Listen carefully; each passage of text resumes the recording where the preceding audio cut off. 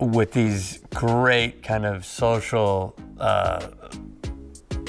critiques, while at the same time very funny and entertaining. And you have to dig a little bit, I think, to get those themes. There's only a couple mentions of it that are really directly head on. I just think any person, you're gonna walk away from this movie and say, that was great, that was also really provocative, like it was about something. What you just said is one of the most insanely idiotic things I have ever heard. At no point in your rambling, incoherent response were you even close to anything that could be considered a rational thought. Everyone in this room is now dumber for having listened to it. Mickey 17 follows the story of Mickey and his journey through space to the new planet of Niflheim.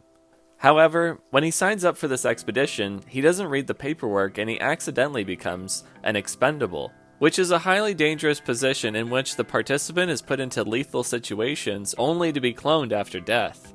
Over the course of the film's introduction, Mickey dies 17 times, hence the name.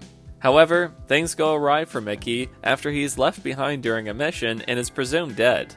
This leads the scientists on the ship to clone him again while he is still alive. This is called having multiples, which is a major crime on Earth. So the rest of the movie follows both Mickey 17 and 18 as they try to avoid execution from the captain of the ship, Marshall, who is played by Mark Ruffalo. All the while, there is a war brewing between the colonizing humans and the planet's inhabitants. So yeah, you got an interesting, albeit unoriginal sci-fi dark comedy with a great director, a great lead, and all the money in the world to fund it. But how well does it all come together? Wow, that was the worst piece of crap I've ever seen. Well, Mickey 17 is a clusterfuck of horrible storytelling, stupid characters, bad comedy, and such on-the-nose, right-in-your-face identity politics that is so obvious it hurts to watch. None of it is clever, fresh, or insightful. It's boring and pandering. So much so that it would not surprise me if Kathleen Kennedy herself had squatted over the table in the writer's room and spawned this script from her poisoned womb. As nice as it would be to just leave it at that, unfortunately, I can't just end the review here, can I? So let's dive into why Mickey 17 is horrible trash that belongs at the bottom of the ocean, along with Bin Laden's corpse, rather than being on the big screen. Number 1. Character development, or the lack thereof. So if there's one thing that Mickey 17 loves to do is monologuing. Seriously, the first 30 minutes of this film is pretty much just straight narration from Robert Pattinson. He goes on and on about the world, the characters, his backstory, all done in this idiotic, quiet voice that is difficult to listen to. We get all of our information from his narrations. The story skips over 4 years, and instead of giving us time to know what's going on through actual character interaction, the movie instead goes over all of this stuff with forgettable and vague descriptions of the main cast. There are so many examples of when narration is necessary to use, or at the very least entertaining to listen to. However, Mickey 17 seems to have failed to learn any of these lessons. It constantly tells us information that we already know, or don't even need to know, while also taking away from the actual development that is necessary to become invested in these characters and the story. For example, simply telling us that Mickey and Nasha are in love is not the same as actually experiencing it. The audience doesn't know anything about these characters at the beginning of the film, so their relationship is meaningless. We don't understand who they are, how they act, or what their values would be. Mickey could have literally said, "I fell in love with blank because blank is amazing and she's my favorite," and it would have had the same emotional impact on the audience. We are told that Nasha loves Mickey, we're told that they care for each other deeply, and that she was there for him when no one else was. However, the story also immediately establishes that Mickey is not a reliable judge of character, as shown with his trust in Timo despite him constantly screwing Mickey over. Due to this, the audience cannot fully put our faith into any character at face value because Mickey could be wrong about who they are. Nasha could be using Mickey, she could not care about him at all, and we'd have no real way of knowing. Of course, after watching the movie, we know that she does indeed love him, but that information is only available in hindsight. They even waited until the end of the movie to reveal that Nasha was so protective of Mickey that she was willing to go inside a gas chamber to be with him while he was being experimented on. This revelation would have been far better had it been shown at the beginning of the film. I mean, the first time we really see Nasha interact with anyone is when she is trying to convince both Mickeys to have a threesome with her while she's on drugs. Something that Mickey 17 is clearly uncomfortable with. This heavily contrasts with the scene prior, where Kai is trying to seduce Mickey more romantically. Kai tries to connect with Mickey on an emotional level, while Nasha only seems to want him physically, and seemingly despite his own discomfort. So what are we supposed to make of Nasha based off this first real impression? We are told by an unreliable narrator that she's the best person ever. We then see that Nasha is a pushy drug addict that doesn't mind putting Mickey into situations he doesn't want to participate in. And we're supposed to believe that she's the good guy? On a first viewing, one may even think that Kai would end up being Mickey's true love, while Nasha is a toxic partner that he needs to escape. But nope. Kai ends up dropping out of the film after her introduction, and Nasha ends up just being the best character ever. My point is, if the writers had cut out the narration and allowed the audience more time to connect with these characters naturally, without being spoon-fed information every 5 seconds, the experience would have been far more engaging and meaningful. We could have learned that Nasha really does love Mickey, and it could have made the threesome scene a much more comical event. She's a powerful leader. Yes, yes. They could have easily incorporated scenes that banked the audience's interest in this relationship, but hey, that would require some thinking and something beyond treating the audience like simple-minded toddlers. But I imagine this is the kind of fan base that they were aiming to acquire. Clapping seals that would cheer on any token character that spits in the face of the Donald. And I play a petty dictator.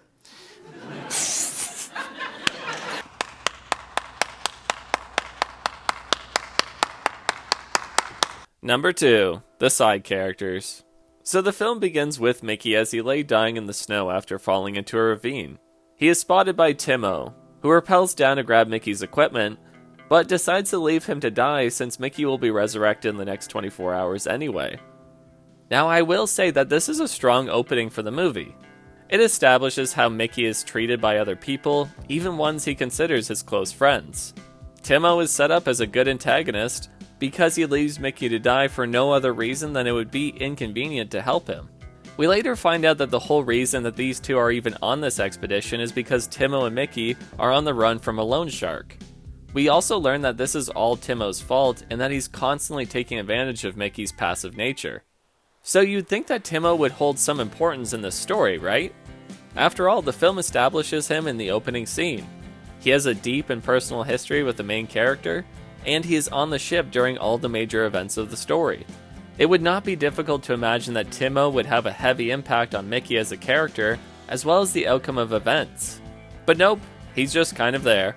For the most part, Timo only appears occasionally in the background, to only be completely dubbed over by Robert Pattinson's monologues. The first time you actually get a full scene with the character is when both Mickeys discover that Timo is a drug dealer on the ship.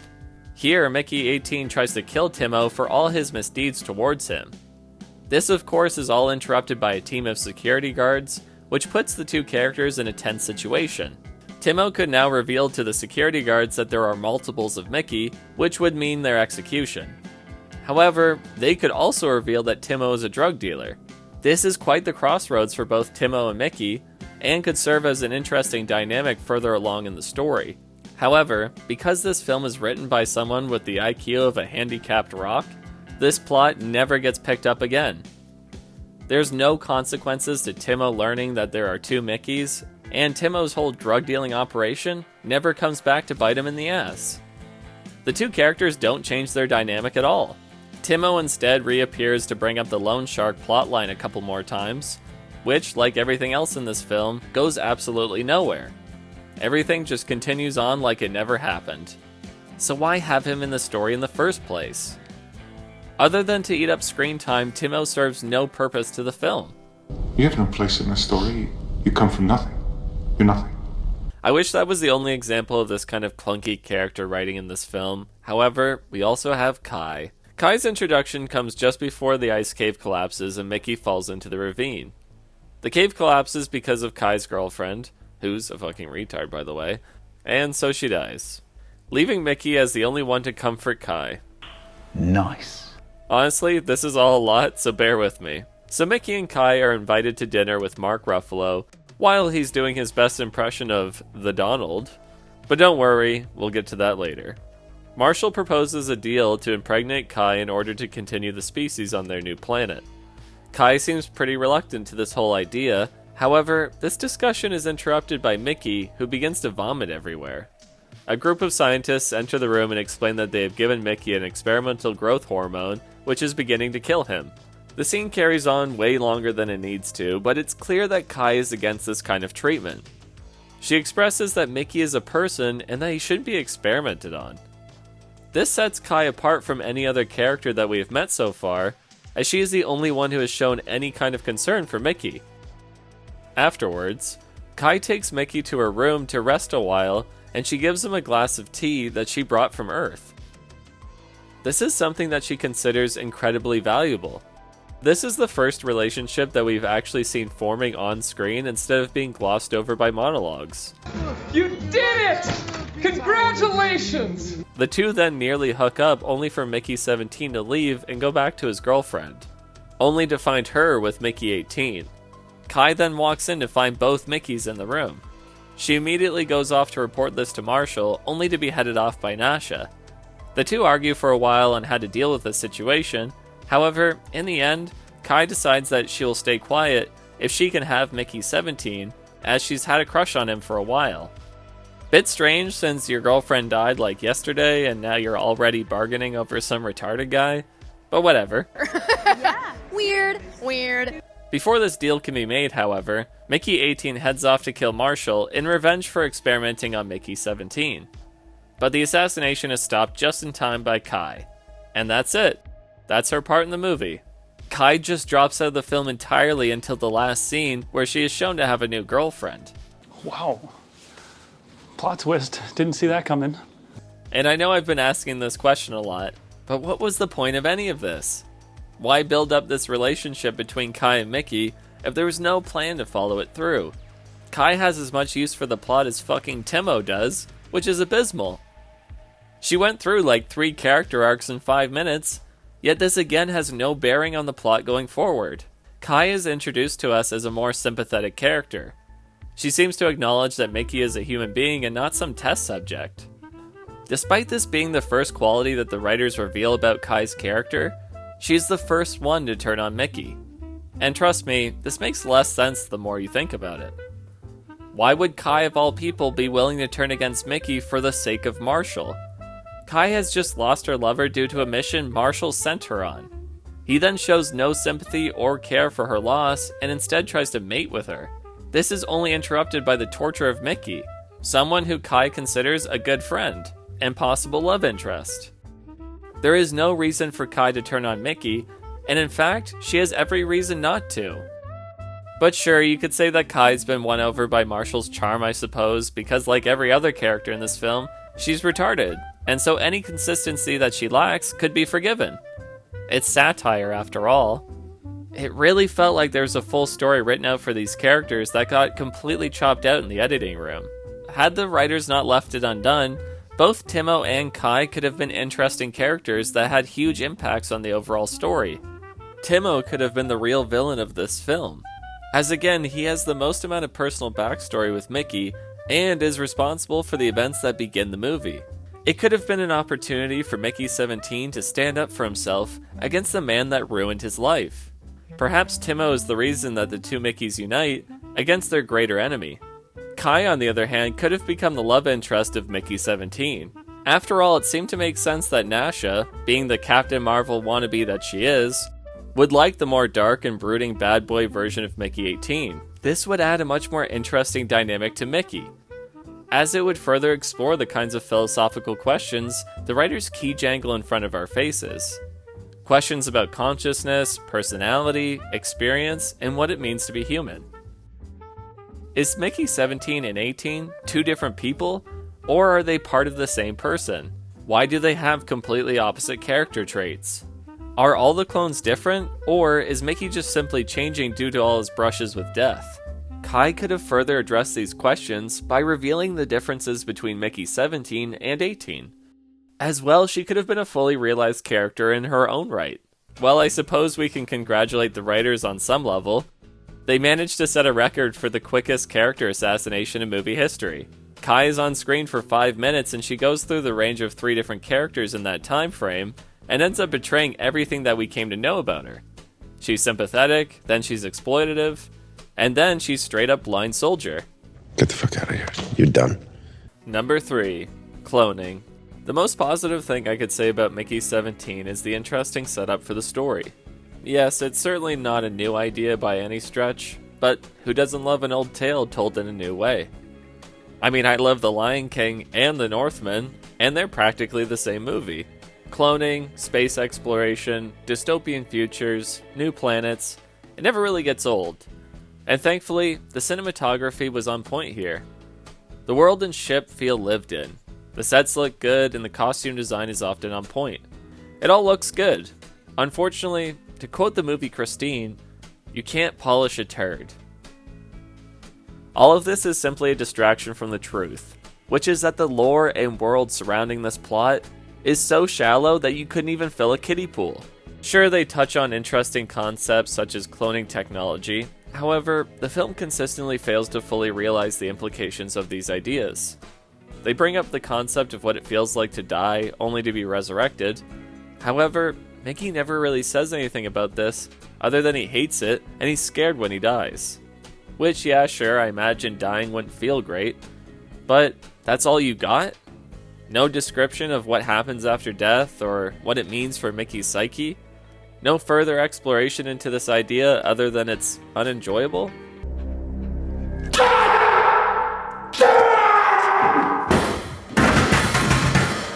It probably wouldn't be such a bothersome issue if the characters themselves didn't constantly bring it up. For fuck's sake, it's one of the first questions that's asked in the goddamn movie, so why don't you actually try to answer it? Even on an application level, this technology is never addressed in a realistic way. The characters in Mickey 17 constantly talk about issues with food, calories, and how important it is for everyone to cut back on their long journey through space. Yet nobody seems to realize the amazing benefits there would be to having the ability to clone shit. I'm assuming that this machine doesn't only recreate people, but probably any material being. Throw some fucking chickens in that machine. You'd have unlimited food that way, and you wouldn't have to eat gray sludge or fake meat. Or how about the infinite benefits of having the ability to clone people while colonizing a new planet? Population growth seems to be a top priority for the crew of this ship, which would obviously be a lot easier if everyone was getting cloned. I mean, you could quite literally double your population in a short amount of time. Sure, Marshall imposes a natural breeding process and hates multiples. However, at the end of the film, he's overthrown.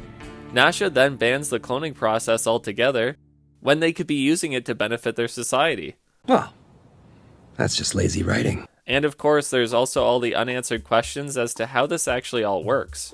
Yes, the mechanics of the cloning machine are actually explained, yet the movie points out that each Mickey is different.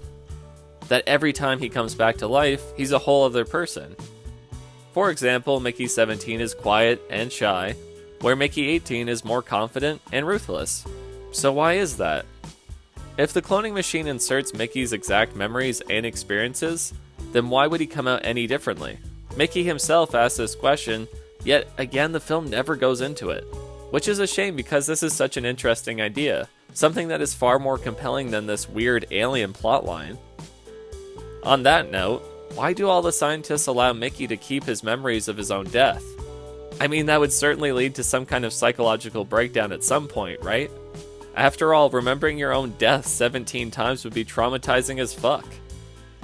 And yeah, I know, nobody really cares about Mickey and he's just some kind of lab rat. But for the sake of keeping him around a little longer, the scientists could erase the memories of him dying. Mickey is the only expendable on this ship. Nobody else wants this job, so who are you going to use for all your idiotic missions and stupid experiments after he becomes a total nutcase? It would be so much better to start him off as a blank slate every time he's brought back. That way you can use him endlessly. It's quite obvious by Mickey's 18th resurrection that he's becoming fed up with this whole situation, and reasonably so. He doesn't like dying and being tortured. Mickey knows everyone treats him like trash, and the scientists openly betray him several times throughout the film. But if they cut those memories out, then Mickey would never know what they had done to him in his past life. The scientists could betray him, torture him, and experiment on him for an eternity, and he would never build any kind of resentment towards them. Doing all of these things over and over again to a guy that will remember it is idiotic because of course he will eventually flip out and seek retribution. You don't want a rebel on your hands, you want an obedient slave. But hey, it's satire, so the creators don't need to put critical thought into anything they write. Why build a world with a solid foundation or consistent logic? Nah, don't think. Just laugh at the basic observations and horrible impressions. Yeah. Yeah. Yeah. Yeah. Yeah. Yeah. Yeah. Yeah. Yeah. Number 4. Everyone's retarded. So I've mentioned Mickey 17's failed attempts at satire a few times now, but what do I really mean by that? Well, let's take a moment to define what satire is. Satire is the use of humor, irony, exaggeration, or ridicule to expose and criticize people's stupidity or vices, particularly in context of contemporary politics and other topical issues. Now yes, by that definition, Mickey 17 certainly is satire. But does that mean it's good or valuable commentary? Well, Collider claimed that Mickey 17 is, quote, a pro-animal, anti-xenophobia film that touches on the exploitative nature of capitalism, humanity's reckless impact on our planet, the cruel outcomes of economic inequality, and the increasingly relevant consequences of authoritarianism. According to Collider, this film is damn near revolutionary. There isn't a political or social issue that Mickey 17 fails to comment on. However, as with everything else in this cancerous cesspit of lazy writing, there is no actual exploration of these problems. Sure, they say the Earth is uninhabitable, and it seems to be due to pollution, but we don't know why or how they got to this point. Similarly, they set up characters like Marshall as a clear impression of Donald Trump. However, the character is so borderline cartoonish, it's difficult to take any of the film as valid criticism. Marshall as an antagonist makes decisions that are so stupid it makes me wonder why he's not drooling in some padded cell with his arms tied behind his back. He lets his enemies go after he's captured them, he's easily manipulated by his wife, and has a ridiculous plan that gets him killed when he has a clear advantage. None of this plays out as a clear parody of the real person. And I will take a moment here to clarify that I'm not angry at this film because of my own political alignment. I'm not even American, so don't throw that grubby accusation at me. I think that people like Donald Trump, or any politician for that matter, can be mocked. But my point is that you don't get applauded for simply saying that Trump is bad. Especially if your simple messages are supported by poor writing and mean-spirited humor.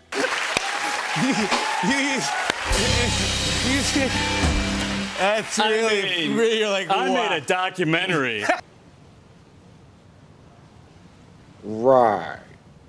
In Austin Powers, for example, Dr. Evil is a great satire of the James Bond villains, such as Blofeld and Dr. No, because he parodies the classic tropes of their characters.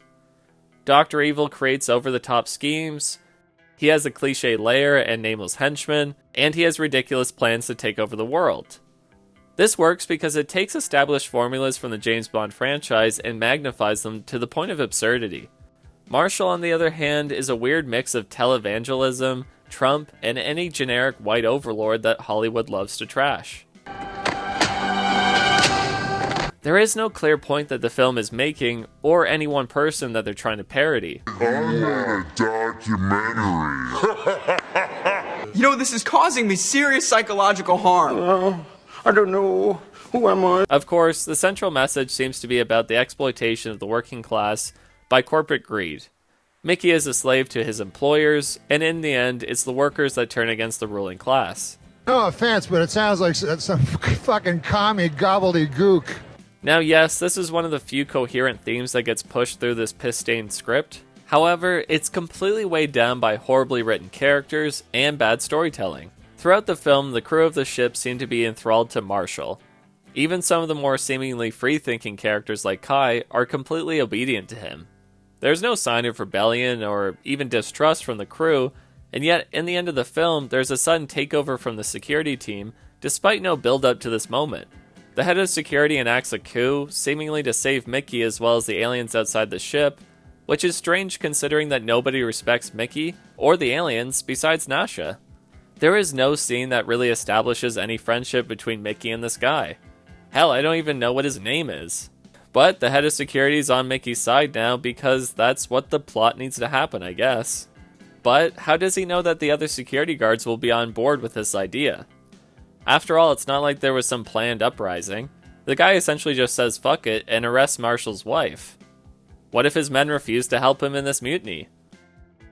What if the other crew members sided with Marshall and fought back against them? I mean, from their perspective, Mickey is the attempted murderer of their leader. Sure, we know as the audience that Marshall is a dickhead and deserves to die, but the characters have little reason to think that. Everyone has been cheering Marshall on for the entire film, and all he is really doing is killing his would-be assassin. I guess you could say that the security guy was doing this to save the aliens as well. However, that also seems really unlikely when you realize that the only people who consider the aliens as sentient are Nasha and Mickey. That's just lazy writing. Also, these aliens pose a real threat to the ship and its crew, which of course is the one thing that the security force is designed to protect. If only Marshall had just shot the two Mickeys on the spot and then sent out helicopters to go kill the aliens, the movie would have been over. And why doesn't he do any of these things? I'm retarded?